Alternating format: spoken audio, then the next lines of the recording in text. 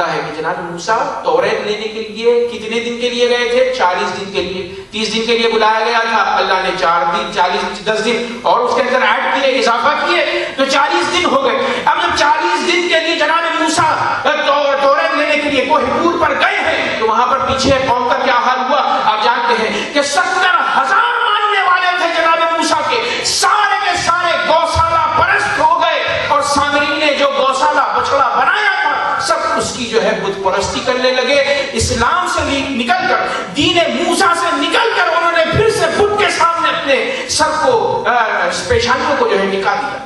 اور وہی کام ہوا رسول اللہ کی وفات کے بعد علی بن ابی طالب کے ساتھ, امت محمدی کے ساتھ, کہ سارے کے سارے لوگ بنی اسرائیل کی طرح علی بن ابی طالب سے پھر گئے. یہی وجہ ہے کہ جب علی بن ابی طالب کے گلے میں رسن باندھ کر خلیفہ وقت کے افراد لے کر جا رہے تھے تو وہی آیت پڑھی ہے علی بن ابی طالب نے مسجد النبوی کی طرف رخ کر کے کہ جو جناب ہارون نے جناب موسیٰ سے کہی تھی. کہا ان القوم استضعفونی وکادوا یقتلوننی. جب وہ آئے موسیٰ اور آنے کے بعد اپنے بھائی کی داڑھی کو انہوں نے پکڑا اور پکڑنے کے بعد یہ کہا کہ میں نے تمہیں اپنا خلیفہ بنایا تھا اور تمہارے ہوتے ہوئے یہ لوگ بت پرست کیسے ہو گئے؟ تو جو جواب دیا ان القوم استضعفونی وکادوا یقتلوننی. ہارون نے کہا اے موسیٰ بھائی کہ قوم نے مجھے ترک کر دیا اور میرے قتل کا ارادہ بنا لیا. 70,000 لوگ منحرف ہو گئے تھے. اسی وجہ سے ہم شیعہ کہتے ہیں ارتد الناس بعد النبی الا ثلاثہ و اربعہ, کہ رسول اللہ کے بعد سارے مسلمان مرتد ہو گئے سوائے چند افراد. علی بن ابی طالب نے رسول اللہ کی مزار پر دیکھ کر گلے میں رسن بنی ہوئی ہے فرمایا یا رسول اللہ قوم نے مجھے ترک کر دیا, خلافت سے عزل کر دیا اور میرے قتل کا ارادہ رکھتے ہیں, آپ انصاف فرمائیے گا. اور عزیزان گرامی رسول اللہ نے بارہا کہا کہ دیکھو الحسن والحسین ان کو جو ہے سیدہ شباب اہل الجنہ ہے, حسین مجھ سے ہے اور میں حسین سے ہوں. لیکن عزیزان گرامی وہ ظلم ڈھایا اہل بیت کے اوپر کہ آج 2 محرم ہے, حسین ابن علی کو مدینہ ترک کرنا پڑا. روایتوں میں ملتا ہے عزیزو, کل میں نے رخصت مدینے سے آپ کی خدمت میں پیش کی تھی کہ جب حسین ابن علی چلے ہیں تو مدینے سے علی ابن ابی طالب کا یہ لال مکے پہنچا ہے اور مکے پہنچنے کے بعد وہاں پر علی ابن ابی طالب اس لال کو حسین ابن علی کو یہ معلوم ہوا کہ کچھ افراد ایسے ہیں کہ جو احرام کے حال میں اپنے پاس تلوار رکھتے ہیں. وہ جگہ کہ جسے اللہ تبارک و تعالی نے امن کی جگہ قرار دیا ہے, جو بھی جانور مکہ مکرمہ میں خانہ کعبہ کی پناہ میں آ جائے حرام ہے حاجی کے اوپر کہ اس کی طرف کو دست تجاوز بلند کرے.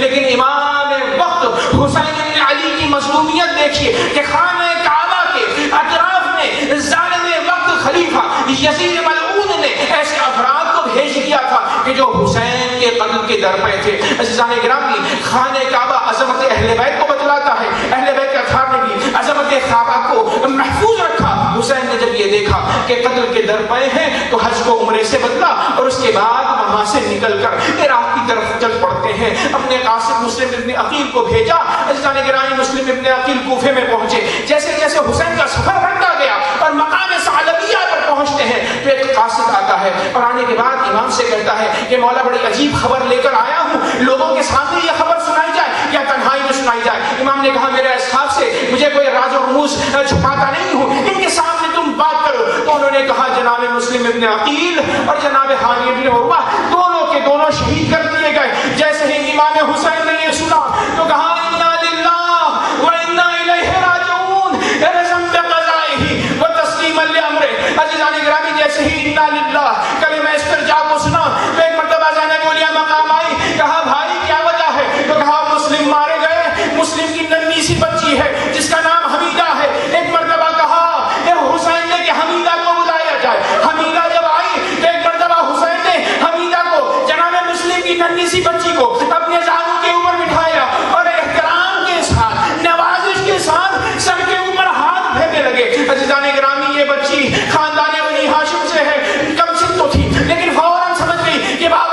دنیا سے گزر گئے ہیں. ایک مرتبہ دیکھتی ہے چچا کو, کہتی ہے اے چچا جان آپ اس طریقے سے محبت فرما رہے ہیں کہ میں یتیم ہو گئی ہوں. ایک مرتبہ حسین نے کہا اے حمیدہ اگر تو یتیم ہو گئی تو کیا ہوا, مسلم کی جگہ میں تیرا بابا ہوں, سکینہ بہن ہے اور یہ تمہاری پھوپھی ہے جناب زینب علیہ مقام, یہ مادری تمہارے ساتھ کریں گے. عزیزان گرامی اس منظر کو وہاں پر جناب سکینہ نے بھی دیکھا کہ یتیم کے ساتھ کس طریقے سے برتاؤ کیا جاتا ہے. سکینہ کے ذہن میں یہ بات بیٹھ گئی کہ یتیم کے ساتھ اس طرح سے محبت کرتے ہیں.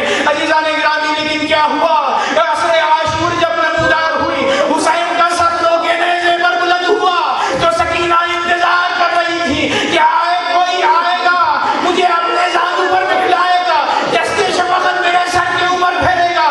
لیکن سکینہ نے ایک غیر منتظرہ عمل دیکھا کہ ایک شخص ہے جس کا نام شمر ہے, آگے بڑھتا ہے, سکینہ سے پوچھتا ہے اے سکینہ تو کون ہے, تو سکینہ نے کہا میں سکینہ بنت الحسین. تو ایک مرتبہ سکینہ یہ سوچ رہی تھی کہ یہ شخص مجھے سینے سے لگائے گا, میرے ساتھ محبت کرے گا.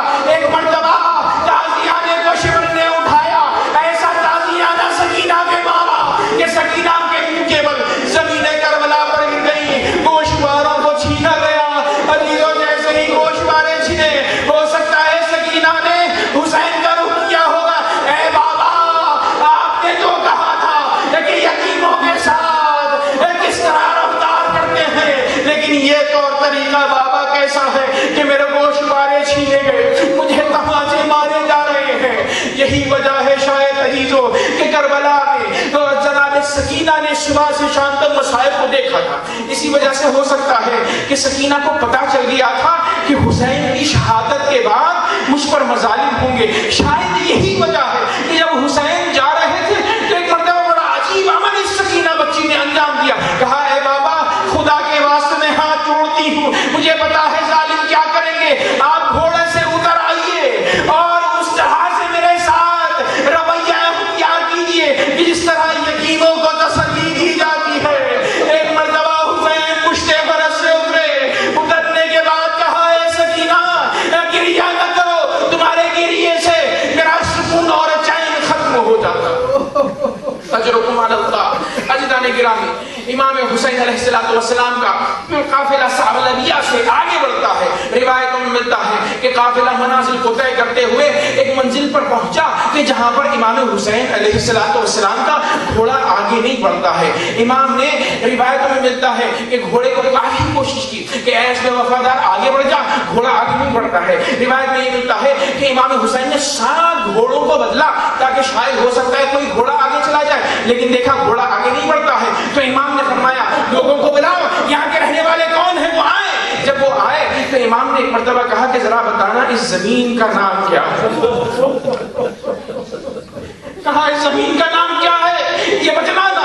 تو کسی نے کہا مولا اسے نینوا کہتے ہیں. کہا نہیں اس کا دوسرا بھی نام ہو سکتا ہے, ذرا بتانا اس زمین کا نام کیا ہے. تو کہا مولا اس کے شط فرات بھی کہا جاتا ہے کیونکہ نہر فرات یہاں پر ہے. کہا مولا نے کہا کہ ہو سکتا ہے کوئی اور بھی نام ہوگا. تو کہا مولا اسے ماریا کہا جاتا ہے, یہ ارض ماریا ہے. ایک مرتبہ حسین نے کہا کہ نہیں اس کا اور بھی نام ہوگا. تو ایک مرتبہ کسی کہنے والے نے کہا کہ مولا اس جگہ کو کرب و بلا بھی کہتے ہیں, اس جگہ کو کرب و بلا کہتے ہیں. جیسے کرب و بلا کا نام سنا تو مولا نے جملہ کہا بے شک ہاذا کرب و بلا ارض و کرب و بلا, بے شک یہ کرب اور بلا کی جگہ ہے.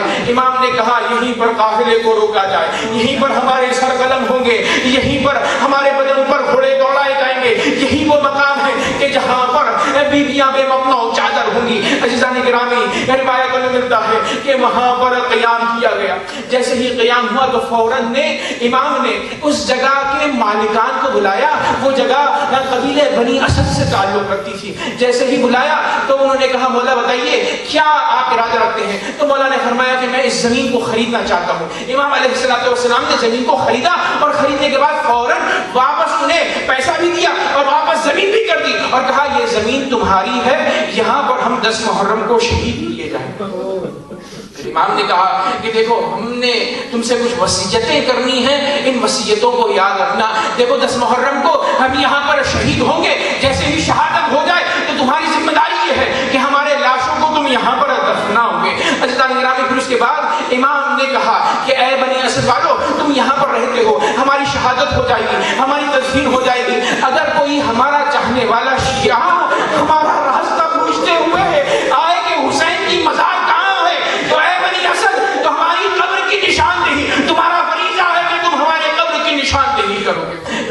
امام نے یہ کہا کہ دیکھو ایک فریضہ ہمارے شیعوں کے تعلق سے تم پر ایک اور فریضہ آتی ہے. وہ فریضہ یہ ہے کہ جب ان کی نشاندہی کرنا تو انہیں ان کی مہمانداری کرنا اور ہماری طرف سے 3 دن تک ان کو جو ہے کھانا پانی پلانا اور ان کا اچھی طریقے سے خیال رکھنا. عزیزان گرامی مجھے پتا نہیں ہے حسین کی شاید یہ تمنا تھی, یہ دعا تھی. آج ملین ہاں افراد کربلا میں جاتے ہیں, وہ جگہ بنا کہ جہاں پر آج قدم رکھنے کی جگہ نہیں ہے, لیکن یہ معجزہ حسین ابن علی ہے کہ ساری مہمان نوازی حسین شہادت کے بعد آج تک اپنے ظاہر پہ نہیں کرتے.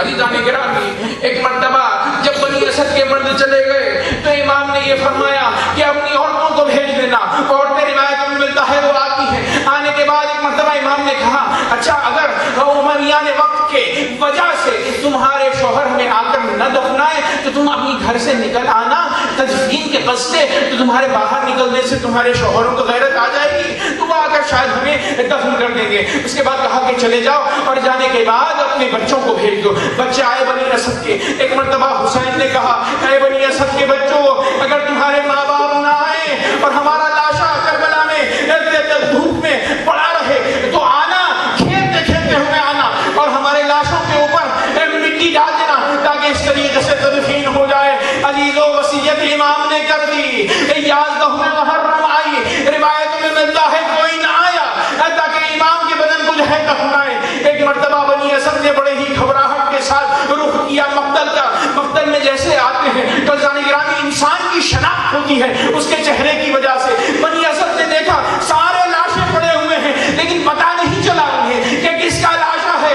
ایک مرتبہ کر رہے ہیں کہ اس مشکل کو حل کیا جائے تو کس طرح حل کیا جائے. دیکھا کہ ایک نقاب پوش شخص ہے کہ جو قریب ہوتا ہے, جیسے ہی وہ شخص قریب ہوا تو پوچھا بنی اسد والوں نے, کہا کہ اے مولا آپ کون ہیں؟ جو کہنے والے نے کہا میں سید سجاد ہوں کہ جو بنی ہاشم کی تدفین کے لیے آیا ہوں. ایک مرتبہ امام نے کہا یہ فلاں کا جنازہ ہے, یہ فلاں شخصیت کا جنازہ ہے, یہ فلاں شخصیت کا جنازہ ہے.